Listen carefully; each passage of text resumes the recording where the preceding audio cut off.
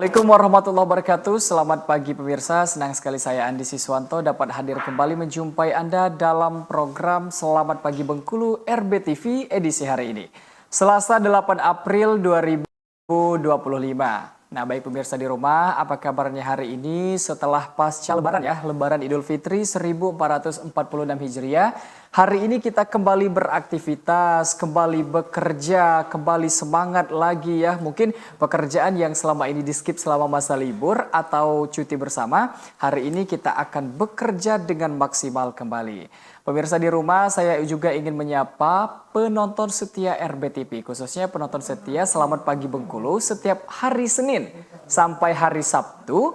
Pukul 8 pagi sampai pukul 9 waktu Indonesia Barat. Karena mengapa? Karena RBTV ini selalu memberikan informasi-informasi edukatif, memberikan informasi-informasi aktual yang dapat disaksikan oleh pemirsa di rumah dan dimanapun pemirsa berada. Baik pemirsa, saya ingin menyapa pemirsa setia RBTV dari Kabupaten Kaur ini sampai ke Kabupaten Muko ya. Semoga sehat walafiat, tidak ada halangan serta hambatan apapun dalam melakukan aktivitasnya sehari-hari. Baik pemirsa di rumah, hari ini kita akan membahas tema tentang kista oparium. Nah mungkin sudah jamak juga ya terdengar di telinga masyarakat ataupun pemirsa di rumah tentang kista oparium, namun belum mengetahui secara komprehensif, secara menyeluruh. Baik pemirsa, kista oparium adalah kantong berisi cairan yang muncul pada indung telur atau oparium. Nah, kista ini umumnya muncul selama wanita mengalami masa subur atau menstruasi.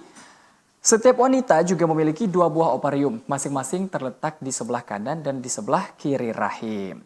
Nah, organ tubuh yang berukuran sebesar biji kenari ini menjadi bagian dari sistem reproduksi wanita. Dan oparium juga memiliki fungsi utama menghasilkan sel telur setiap bulannya dari masa pubertas hingga ke masa menopause. Nah, dan menghasilkan hormon estrogen serta prosterogen. Untuk memahami lebih lengkap apa itu kista oparium, bagaimana cara penanganannya, apa yang harus dilakukan ketika mengidap kista oparium, saksikan live dialog Selamat Pagi Bengkulu bersama narasumber yang akan hadir bersama kami setelah jeda pariwara berikut ini.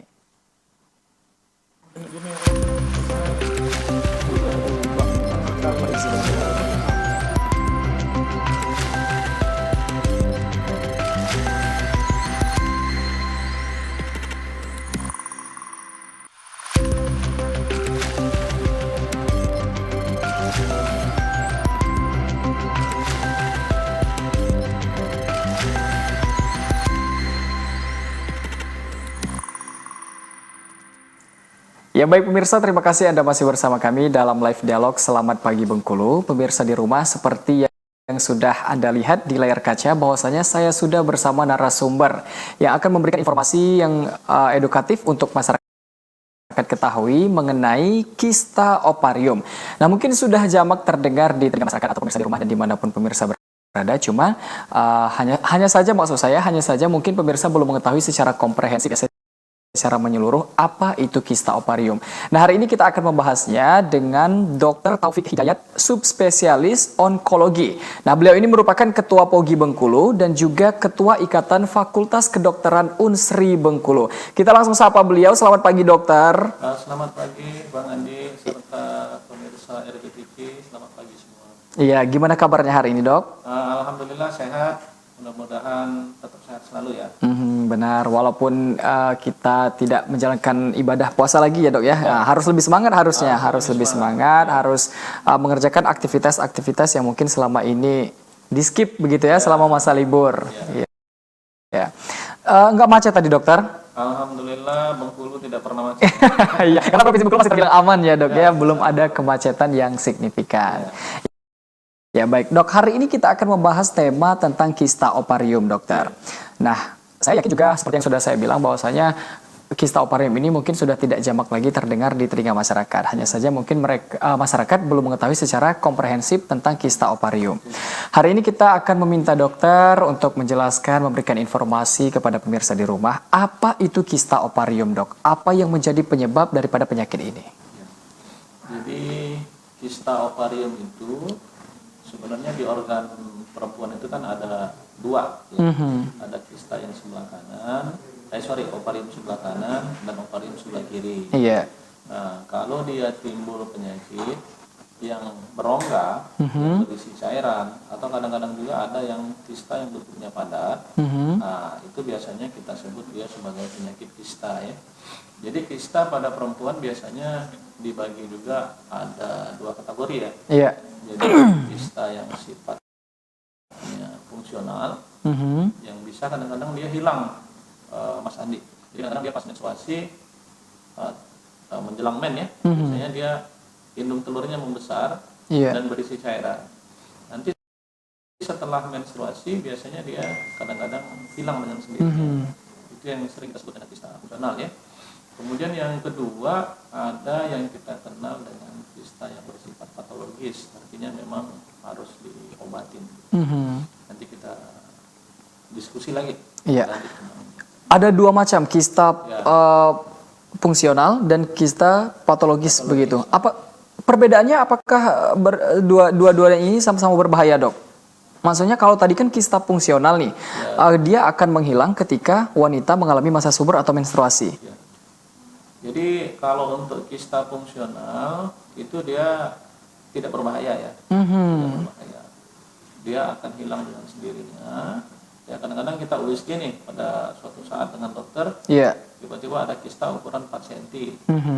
Setelah menstruasi bulan depannya kadang-kadang dia nggak ada lagi. Dia mengecil dengan sendirinya. Kemudian untuk yang kista patologis, nah ini yang perlu kita wanti-wanti. Jadi kista patologis ini ada yang sifatnya dia jinak. Kalau dia mengarah ke arah keganasan, itulah yang sering kita sebut dengan kanker ovarium. Kanker ovarium. Iya, baik. Dok, bagaimana gejala dari adanya kista ovarium ini sendiri, Dok? Sebenarnya untuk gejala daripada kista ovarium memang dia tidak spesifik. Nah, jadi kalau misalnya kalau kayak kita kena sakit tipes misalnya ya, sering kan ada gejala demamnya yang naik, turun, gitu ya, konstan, ya. Terus ada lidahnya mungkin berwarna putih. Kalau kita dulu sering mendiagnosisnya dengan demam tipoid misalnya. Tapi untuk kista ini memang tidak ada gejala yang patognomonis, artinya yang gejala khas. Dia kadang-kadang disertai memang keluhannya kadang-kadang misalnya nyeri perut bagian bawah, atau dia rasa tidak enak di perut, atau kadang-kadang ada gangguan kencing, atau pada pasien yang sudah berkeluarga, pada saat melakukan hubungan suami istri kadang-kadang dia ada rasa nyeri, ada misalnya gampang ke kamar mandi, ya, karena ukuran kista itu mungkin membesar dan menekan kandung kencingnya. Jadi gangguannya memang tidak khas ya, tidak khas. Tetapi memang pada kista ovarium kalau dia sudah membesar akan terlihat memang perut bagian bawah dulu dia membesar. Nah, jadi kira-kira gejalanya memang tidak khas. Tapi kalau ada gejala yang misalnya nyeri perut atau rasa tidak enak di perut yang terus-menerus ya, nah, itu disarankan untuk dilakukan pemeriksaan lebih lanjut ke dokter. Baik, berarti memang tidak ada gejala yang spesifik begitu, dokter. Iya, baik. Nah, kalau untuk perubahan siklus menstruasi, Dok, selalu menjadi tanda mutlak dari adanya kista ovarium atau bagaimana? Itu juga sebenarnya tergantung jenis kistanya. Jadi ada yang namanya kista dermoid, ada yang namanya kista mucinus, ada yang namanya kista endometriosis. Nah, yang terkait dengan perubahan siklus menstruasi, biasanya itu terkait dengan kista endometriosis atau orang awam sering sebutnya dengan sebagai kista coklat. Kista coklat. Ya, karena kalau kita pecahin memang akan keluar cairan coklat gitu kan dari dalam kistanya. Nah, itu biasanya sangat terkait dengan perubahan siklus menstruasi.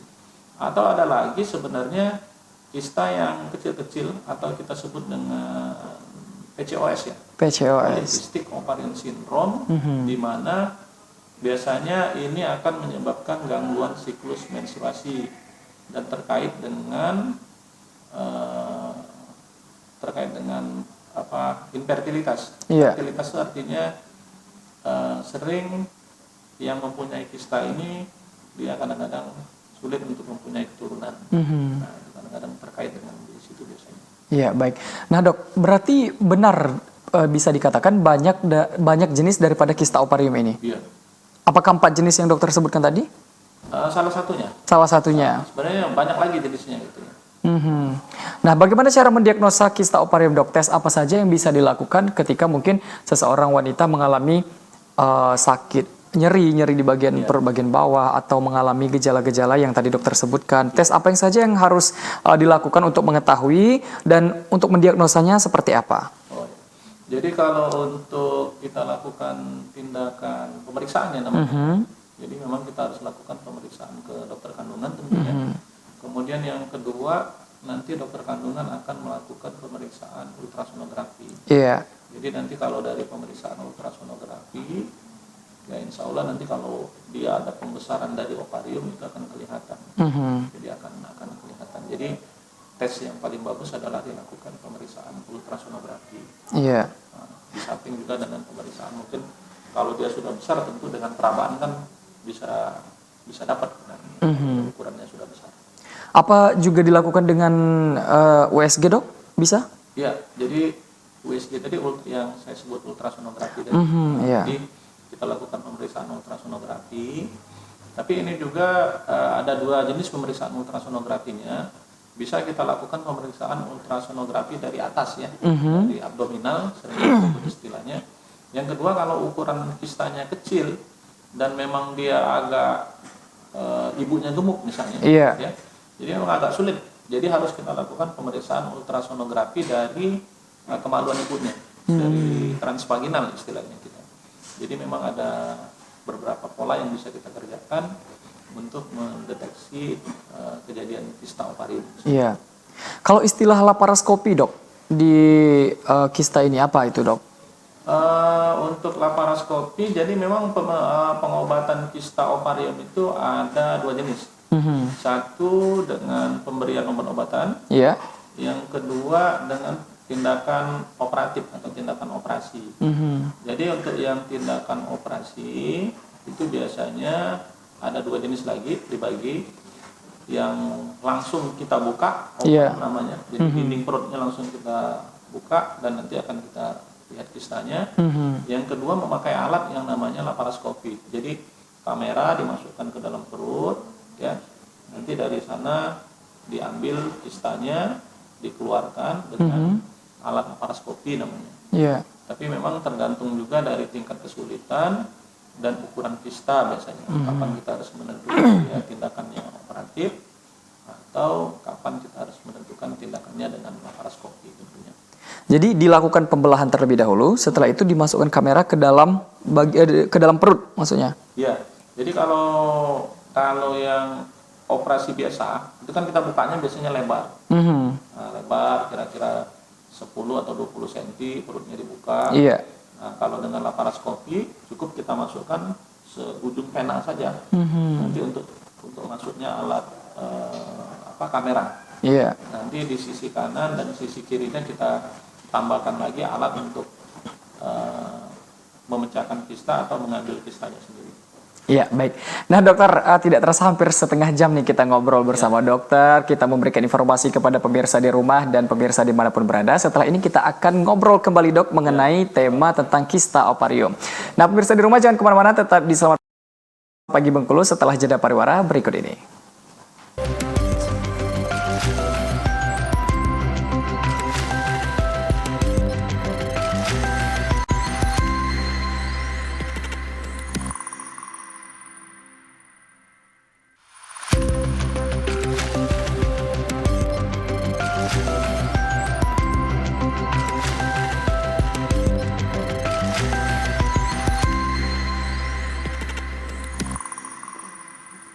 Ya baik pemirsa, terima kasih Anda masih bersama kami dalam live dialog Selamat Pagi Bengkulu. Masih bersama dokter untuk memberikan informasi yang edukatif kepada pemirsa di rumah mengenai kista ovarium. Dokter, kita lanjut lagi ngobrol nih. Ya, kalau tadi kita sudah banyak ngobrol tentang kista ovarium. Nah, selanjutnya mungkin dari beberapa wanita yang mengalami kista ovarium nih, dok, bingung mau berobat ke dokter mana atau dokter yang mana. Nah, apakah semua dokter bisa mengobati kista ovarium ini atau memang ada dokter spesialisnya yang bisa mengobati kista ovarium, dok? Tentu kalau untuk kista ovarium, tentu ya kita harus berobatnya ke dokter spesialis kandungan. Nah, jadi nanti kita berobat ke dokter spesialis kandungan, nanti dia akan menilai kista itu apakah jinak atau mungkin ganas ya. Iya.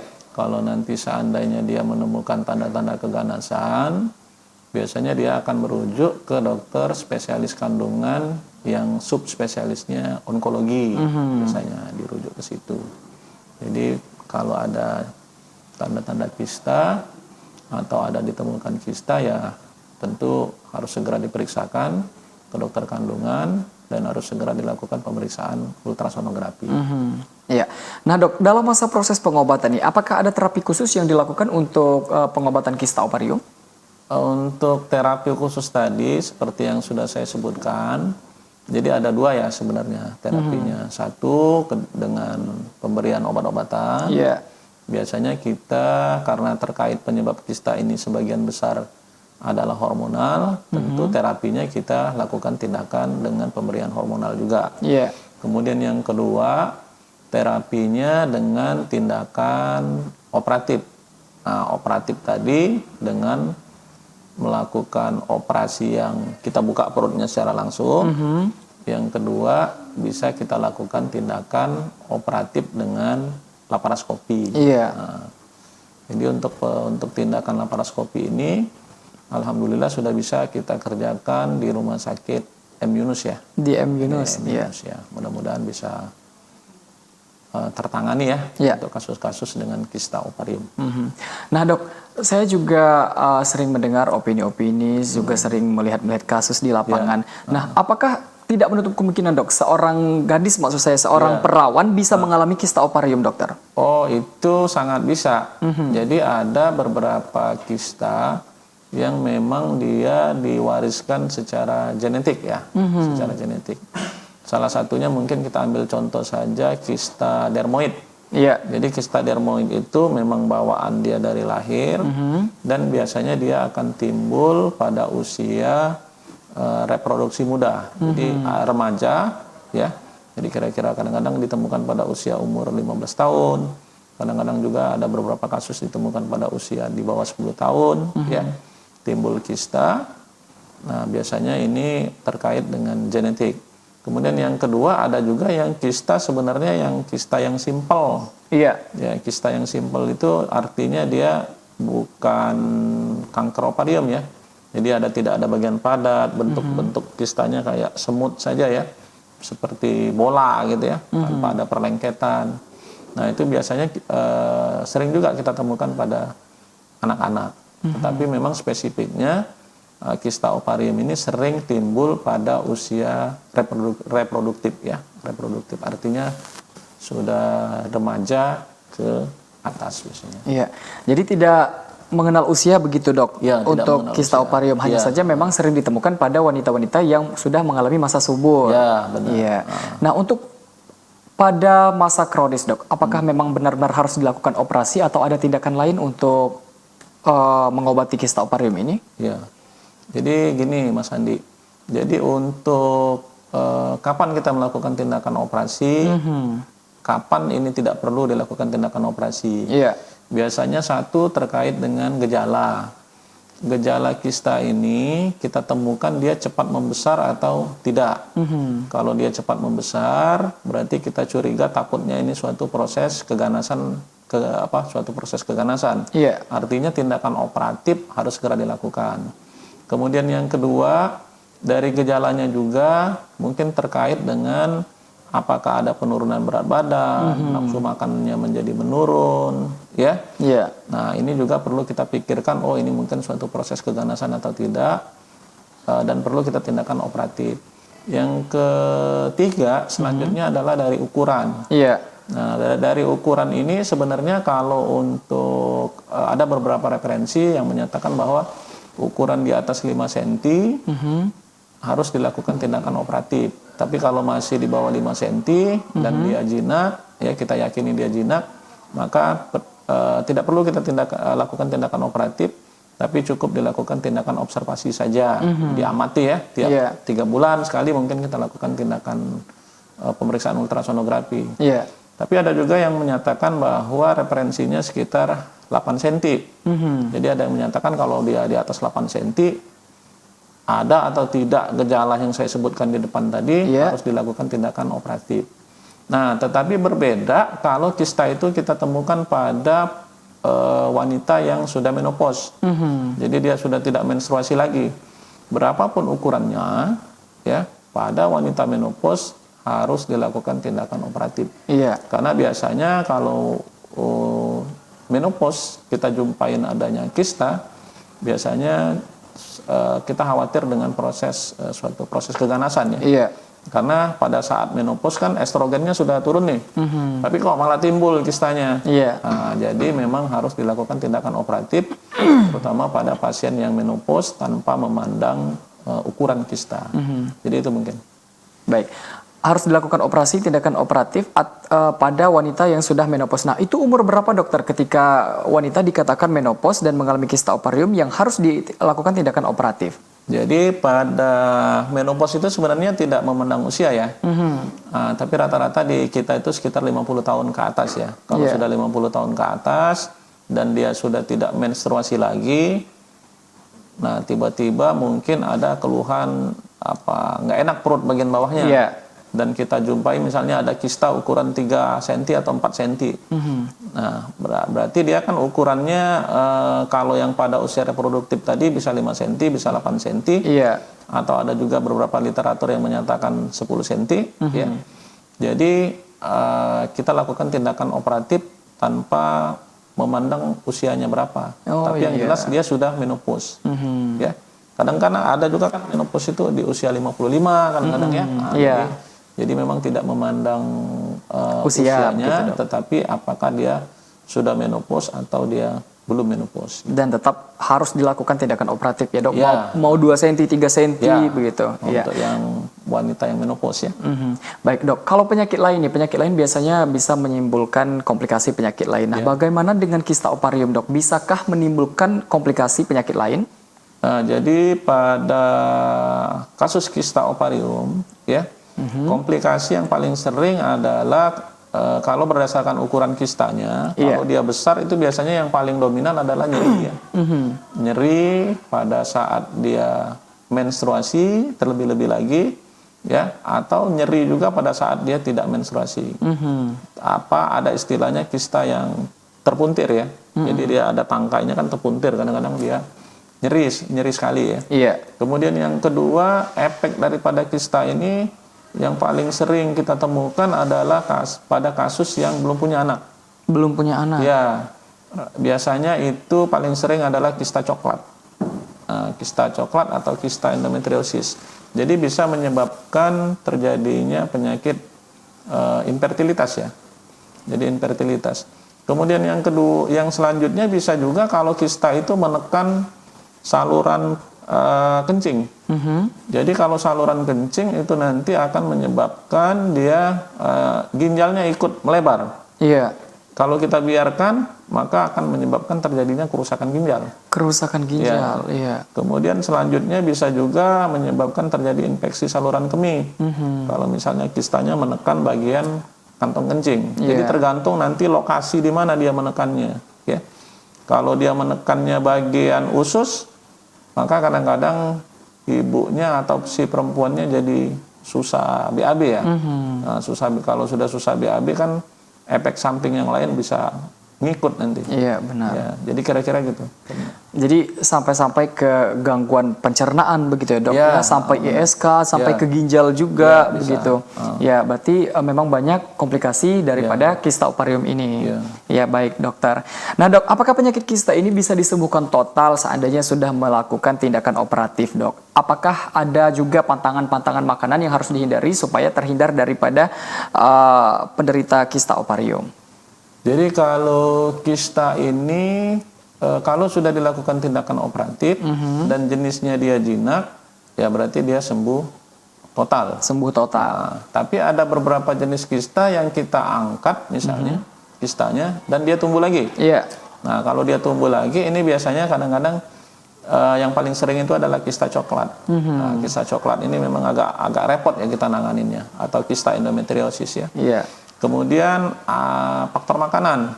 Nah, faktor makanan ini kan salah satu penyebab kista tadi terkait dengan hormonal ya. Iya. Nah, Mas Andi ya. Jadi kalau untuk yang hormonal biasanya terkait dengan makanan yang tinggi lemak. Tinggi lemak. Ya. Iya. Terus makanan yang pakai bahan pengawet. Nah, itu kadang-kadang bisa mempercepat terjadinya pertumbuhan kista. Jadi kalau untuk yang kista hindari makan makanan yang tinggi lemak sama yang berpengawet tentunya. Berpengawet. Iya. Nah, Dok, bagaimana untuk aktivitas? Kalau seandainya tadi bisa sembuh total untuk kista yang jinak begitu Dok ya. Nah, kecuali yang kista coklat memang bakal tidak menutup kemungkinan akan tumbuh kembali. Nah, kalau untuk aktivitas Dok, setelah dilakukan tindakan operatif, apakah wanita atau perempuan bisa melakukan aktivitas yang berat seperti mungkin aktivitas yang sebelumnya dia lakukan atau tidak, Dokter? Jadi kalau untuk kista dari pemeriksaan patologi anatominya dia terbukti jinak, ya aktivitas bisa dilakukan seperti sebelum dia operasi. Jadi tidak ada hambatan. Iya. Tidak ada hambatan ya. Jadi tidak ada batasan ya Dok ya. Mau dia ngangkat galon, mau dia bekerja yang agak sedikit keras itu nggak apa-apa ya Dokter ya. Baik. Nah, pola hidup seperti apa Dok yang bisa menghindarkan kita dari penyakit kista ovarium? Nah, pencegahan seperti apa juga yang bisa dilakukan supaya terhindar dari kista ovarium? Jadi tentunya apapun penyakitnya sebenarnya harus diatasi dengan pola hidup sehat. Pola hidup sehat, setuju. Jadi makanan-makanan yang tanpa pengawet, ya. Kemudian makanan yang rendah kolesterolnya, ya. Jadi prinsipnya adalah hidup seimbang ya. Iya, benar. Hidup seimbang dan tidak boleh berlebihan. Jadi kalau untuk yang kista yang terkait dengan genetik, tentunya supaya itu tidak terjadi pada anaknya, tentu kita harus rajin-rajin melakukan pemeriksaan diri dengan mungkin pemeriksaan ultrasonografi yang rutin ya, supaya tidak tumbuh tidak terdetek kista pada mungkin keluarga yang memang sudah ada riwayat keturunan sebelumnya. Gitu. Jadi rajin melakukan pemeriksaan diri ya. Jadi harus deteksi dini ya Dok ya untuk mengetahui apakah mengalami atau tidak seperti itu. Nah, apakah seseorang yang terkena kista ovarium itu Dok masih bisa hamil atau risikonya bila kehamilan tetap dilanjutkan akan seperti apa? Oh ya, jadi ada menarik juga ya, ada beberapa kasus wanita hamil tapi ada kistanya. Jadi pada wanita hamil dengan kista biasanya kita melakukan tindakan, apakah perlu dilakukan tindakan operatif atau tidak, itu biasanya kita tentukan pada saat kehamilannya usia 16 minggu. 4 bulan ya, artinya gitu. Jadi kalau nanti kistanya dia cenderung mengecil dan tidak ada resiko untuk terpuntir ya, terpelintir maksudnya. Jadi biasanya kita lakukan tindakan konservatif saja, dilihat saja. Tetapi kalau dia kistanya cenderung membesar dan bakal mengganggu kehamilan, maka memang dilakukan tindakan operasinya pada usia hamil 16 minggu. 16 minggu. Nah, tapi juga perlu kita perhitungkan resiko untuk terjadinya efek dari operasinya. Misalnya bayinya bisa keguguran, ya. Tapi kalau kita tidak lakukan tindakan operatif, bayinya juga bisa keguguran sebenarnya. Bisa keguguran, karena terkait dengan kistanya yang membesar. Jadi karena kistanya membesar berebut dengan ukuran bayi yang membesar. Benar. Nah, jadi nanti harus satu ada yang ngalah nih. Nah, makanya kenapa dioperasi pada usia 16 minggu? Itu karena fungsi daripada ovarium sudah perannya itu diambil alih oleh plasenta. Jadi dia untuk efek kegugurannya, efek terhadap bayinya lebih kecil. Dan operasinya juga agak gampang kalau usianya masih 16 minggu. Tapi kalau udah gede itu kita agak sulit biasanya ngeluarin kistanya kalau rahimnya juga ikut membesar. Jadi itu mungkin pertimbangan operasi kista dengan kehamilan. Dengan kehamilan. Nah Dok, tadi dokter mengatakan bahwasanya ada kista ini yang memang genetik. Nah kalau seandainya ibunya sudah mengalami kista ketika masa kehamilan, maka tidak menutup kemungkinan juga anaknya nanti setelah lahir atau setelah beranjak dewasa akan terkena juga begitu. Iya. Jadi sebenarnya itu bisa dicegah dengan cara satu, pemeriksaan ultrasonografi yang rutin. Iya, benar. Yang kedua, kalau dia kistanya misalnya yang ganas nih, kanker misalnya, ya. Jadi ada pemeriksaan genetik yang bisa kita anjurkan, ya. Jadi ada pemeriksaan BRCA1 namanya, gennya itu ya, atau gen BRCA2. Jadi bisa kita anjurkan pada pasien misalnya ibu yang menderita kanker ovarium nih misalnya. Atau bisa juga yang menderita kanker mame. Nah, jadi kanker payudara, maksudnya. Jadi kanker payudara dengan kanker ovarium itu sangat dekat kaitannya, karena terkait dengan hormonal, terutama estrogen dan progesteron. Jadi memang kalau ada keturunan misalnya, satu garis darah misalnya, secara genetik, ibunya menderita kanker ovarium atau kanker payudara, maka anak perempuannya diwajibkan untuk melakukan screening dengan ultrasonografi dan bila memungkinkan screening pemeriksaan genetik ya. Nah, jadi bisa dikerjakan sebenarnya. Di Bengkulu juga sudah bisa dikerjakan. Nanti kita kirim ke laboratorium biasanya untuk pemeriksaannya. Iya, baik dokter. Nah dok, seperti apa dampak pengobatan kista pada kesuburan wanita dok? Apakah ada dampak lain ketika dilakukan pengobatan? Jadi untuk terkait dengan kesuburan, memang terkait dengan salah satunya adalah kista coklat. Jadi di reproduksi perempuan itu kan saya sebutkan di awal tadi ada ovarium kanan dengan ovarium kiri. Jadi kalau misalnya terkena kista pada sebelah kanannya pada pasien yang belum punya anak ya, nah yang ovarium sebelah kanannya kan masih berproduksi dengan baik. Kalau selagi kita tidak melakukan pengangkatan ya kistanya, jadi kita buang saja kistanya namanya ya, jadi ovarium tetap kita tinggalkan. Artinya fungsi reproduksinya masih tetap bisa dipertahankan. Masih bisa punya anak, bahasa ininya, bahasa awamnya. Jadi kalau misalnya ada kista dan memang harus dilakukan tindakan operatif, ya jangan takut gitu. Ya, kadang-kadang kita juga melakukan tindakan operatif itu pada wanita yang memang belum berkeluarga ya. Ada beberapa kasus. Jadi setelah dia berkeluarga, ya dapat anak. Atau bisa juga kita lakukan operasi pada wanita yang memang belum punya anak. Setelah kita lakukan tindakan operatif, ya sumbatan saluran telurnya kan terbuka.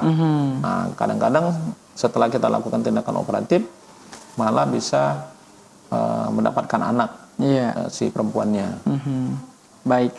Nah, di Bengkulu sendiri dok, apakah penderita kista ovarium ini cukup banyak? Nah, sejauh mana dokter menangani pasien-pasien kista ovarium selama ini? Ya, kalau kita campur artinya gini, ada kasus kista dengan kasus kanker ovarium, ya, itu lumayan banyak, ya, hampir rata-rata kalau untuk yang di Provinsi Bengkulu ini nomor 1 ya. Nomor 1? Ya. Kanker ovarium dengan kista ovarium itu paling banyak kasusnya. Tapi kalau secara nasional sebenarnya yang paling banyak adalah kanker serviks. Kanker serviks, kemudian lanjut ke kanker ovarium. Jadi memang kasusnya, insidennya lumayan banyak untuk kista dan kanker ovarium sendiri. Berarti memang angka prevalensi di Bengkulu khususnya itu cukup tinggi dokter? Iya, lumayan tinggi. Kalau untuk rata-rata nasionalnya sebenarnya untuk kasus kanker di Bengkulu tahun 2013 datanya yang kita baca kemarin, itu kita termasuk 4 besar ya. 4 besar? Iya, untuk kasus kanker secara umum ya. Dan menurun angkanya di 2018 kalau saya tidak salah, tapi masih berkutat di urutan 10 besar sebenarnya untuk Bengkulu untuk kasus kanker ya. Spesifiknya lagi adalah kanker ovariumnya. Baik. Nah, dokter sendiri nih sehari-hari bertugas di mana? Boleh dijelaskan kepada pemirsa di rumah jam praktiknya jam berapa? Mungkin ya setelah dari RBTV banyak nih pemirsa di rumah nih atau banyak wanita-wanita yang mau konsultasi nih dengan dokter mengenai tentang kista ovarium. Boleh dijelaskan dok? Jadi kalau saya selaku ASN, saya berpraktek di Rumah Sakit M. Yunus. Hari Senin hari Rabu dan hari Jumat Ya. untuk pelayanan di poliklinik. Jadi untuk pelayanan operasinya kita kerjakan di hari Selasa, Kamis, dan hari Sabtu. Nah, untuk di rumah sakit yang lain, saya juga berpraktek di Rumah Sakit Gading Medika Iya. di hari Selasa dan rencananya di hari Rabu ya, Rabu dan Selasa. Kemudian untuk di Rumah Sakit Tiara Sela Iya. di hari Kamis dan hari Jumat untuk polikliniknya. Mungkin di rumah sakit swasta saya mengerjakannya di sore hari ya, Di sore hari. setelah jam kerja ASN. Ya, baik. Berarti ada di Rumah Sakit M. Yunus, di Rumah Sakit Gading Medika, dan Rumah Sakit Tiara Sela. Tiara Sela. Ada 3 rumah sakit pemirsa. Nah, yang mau berobat, yang mau konsultasi mengenai kista ovarium, boleh langsung temui dokter di Rumah Sakit M. Yunus, Gading Medika, dan Tiara Sela Bengkulu. Baik dok, apa pesan dokter nih untuk seluruh masyarakat Bengkulu, terutama terkait dengan tema kita pada pagi hari ini? Jadi pesannya adalah jaga pola hidup sehat. Kalau kita ada penyakit kista, jangan ragu-ragu untuk berobat ke tenaga medis ya, Iya. ke dokter spesialis kandungan terutama. Ya, mudah-mudahan nanti bisa ada penyelesaian setiap penyakit ya. Iya. Setiap penyakit pasti ada obatnya. Benar sekali. Jadi jangan kita takut untuk berobat ya. Mudah-mudahan nanti bisa diatasin keluhan yang kita hadapin. Iya, baik. Nah, itu pesan daripada Dokter Taufik Hidayat pemirsa untuk para wanita-wanita khususnya ya, Dok ya. Iya, wanita. Jangan takut nih ketika timbul gejala-gejala yang memang mengarahnya ke kista ovarium, ya silakan konsultasikan ke fasilitas-fasilitas kesehatan seperti dokter kandungan tadi ya, dokter ya, atau dokter spesialis onkologi begitu. Dan juga jangan takut untuk beraktivitas kembali, karena tadi dokter juga menjelaskan bahwasanya ketika dilakukan tindakan operatif pun bisa melakukan aktivitas seperti biasanya, seperti itu, dan juga tidak mengganggu masa kesuburan atau dan lain-lain hal begitu ya, dokter. Dokter ya, insya Allah semoga nanti di Provinsi Bengkulu angka prevalensi daripada penyakit, maksud saya daripada kista ovarium ini bisa turun dan bisa jangan sampai nomor 1 lah ya dok ya. Ya, karena banyak sekali tadi dijelaskan dokter, banyak sekali kasus-kasus yang ditemui kanker ovarium ataupun kista ovarium ini. Ya baik. Nah, Dokter Taufik Hidayat, terima kasih dok hari ini sudah hadir di RBTV, sudah memberikan informasi kepada pemirsa di rumah. Semoga di kesempatan dan waktu kita bisa bertemu kembali ya dengan membahas tema-tema yang lain yang menarik, yang bisa memberikan informasi atau edukasi kepada pemirsa di rumah. Baik, terima kasih pemirsa. Akhirnya saya Andi Siswanto dan juga Dokter Taufik Hidayat. Terima kasih. Ya, pamit undur diri. Wassalamualaikum warahmatullahi wabarakatuh. Sampai jumpa dan salam Jamkoha. Dokter minum dok.